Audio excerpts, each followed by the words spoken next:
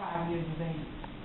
Mr. Hendrick will truly, truly be missed as a member of our family. We will forever remember him, the joy that he brought to our program, the insight that he had when he was attending the computer class, various programs throughout summer. Every person has had something wonderful to say about Mr. Hendrick. So, on my behalf, I am truly, truly sorry for your loss. I am truly, truly sorry for the loss of our family. Ms. Meeks, first of all, I want to know that I love you very much. His life is too short. Tomorrow's not long to move on. I was saying Mr. John last week when that family gone, really going to bother me, breathing my own way and my own time. So this is something I put together this morning. As to say goodbye to my friend Mr. John today, I sit and cry why it has to be this way. I love him so much. I miss him already. I want to feel his gentle touch as we see him tomorrow once more. Let our hearts not be troubled and believe in the love of God. God prepared a place for him who did our love. God has entered his heart and set him free. So my dear, my family, Mr. John is on us tonight. And when we look at him, God, Jesus Christ has set him free, made our friend Mr. John better than he used to be. I love you better off than dear, my family. We don't stop to think whether it was that we can make us smile and we can make us cry. But one thing we won't do is leave us even after our body dies. I wish I had the drive that this forever young man had as our father. One thing I can say that he always made me so that, to see him come and see him go at 86 years old, some of us can only wish that we had the drive that this young man had. I didn't expect it to hit me so hard the way it did. I really had a right to do it now. I had the opportunity to go in his room and learn some things that we shared in common, such as different types of things as far as meditation and living and different things. I studied all that stuff, and I just wish that I had the opportunity to talk with him on them levels to get to know, because I never knew.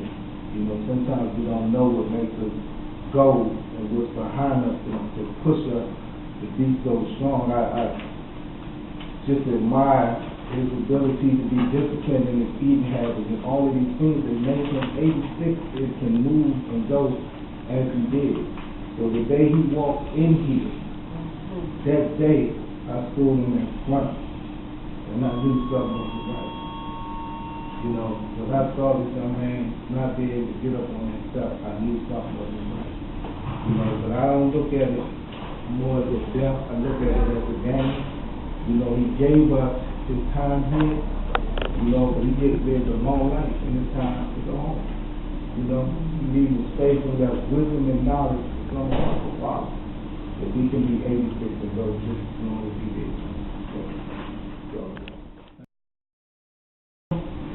I'm pretty sure there were days when he was feeling bad or going through stuff or, not wanting to go out or whatever. But I guess what I'm trying to say, even with those days, every time I would see Mr. John, he would be the same person. I mean, no matter what, day in and day out, the same. And there's not too many people that I've known in life, no matter what they're going through, and then that same person, day in and day out, no matter what.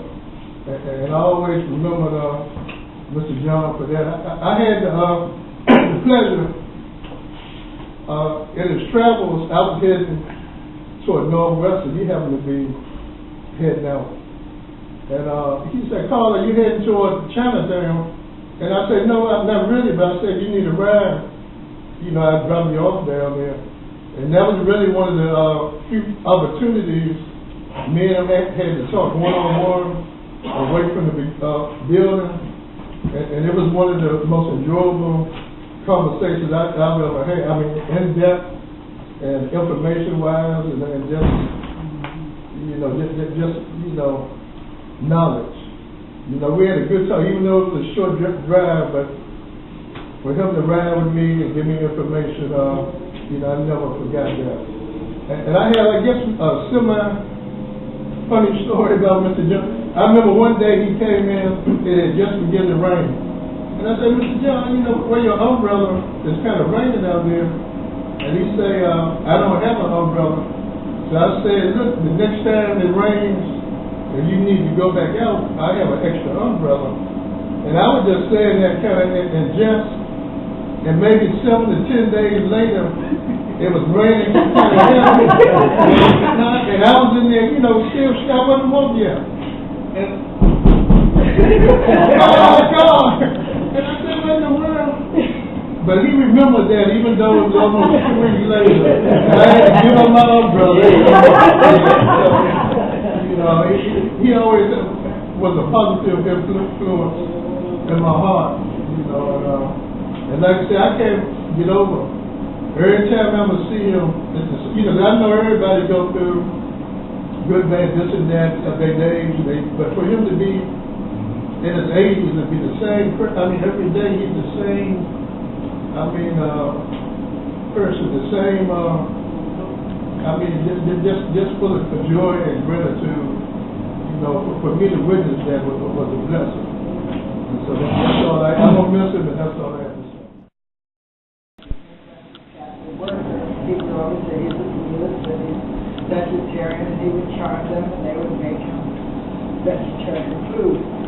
But he would always tend to be late, always late for everything, except when there's ice cream. And he would be right on time. So I have memories to talk about Buddhism and all different things. But he was always very forthcoming. He was always very he was always trying to talk me into being a vegetarian. And so I said, you'll never make a vegan. And he would be surprised and say, why not? I said, because you like ice cream. But I remember it's like his spirit. He always had this ongoing spirit. He would be going somewhere, you want to come with me here, you want to come with me there. He was always on his own, always like. John turned me into a group called the Science of Spirituality. We went to the library, Mr. Peter and I, and we met a man named Mr. Smith, and he told us about meditation. I started going to the group, and I started attending at that time. And one of the interesting lectures they gave us, they told us, they said, and it's just that, I think of John, I think of this lecture, they were saying that there were 2 cows on different sides of the fence. And one cow would look at the other cow's fence and say, well, that's a delicious looking grass. And the other cow would look at the other side of the fence and say, well, that grass looks delicious too. So they would spend the time sticking their head through the fence, eating the other side of the grass. and then they got their head stuck in the fence. So he said, so the one cow said, oh my goodness, I got my head stuck in here. And I guess the lesson to be learned was that don't try to get what other people got, because it was the same grass, just separated by the fence. And this is one of the interesting lessons and some of the interesting stuff we learned from the science of spirituality. And I'm glad John turned me on. He'll sit down. I guess he'll meditate. And he'll grab the bag. He'll say one step. He put the bag down. He picked the bag up, take another step, meditate. Before you know it, he'll disappear. And one day, I couldn't help this man. I picked some bags up, both of them bags weighed about 50 pounds. I see why that was so long. That brother was wrong. Yeah. And I'm really gonna miss him, but it's about him. I said, man, I'm gonna give you some exercise. I'll pick them bags up. No bags need just the town. God, man. So y'all need to see, y'all want to take the town bag like this.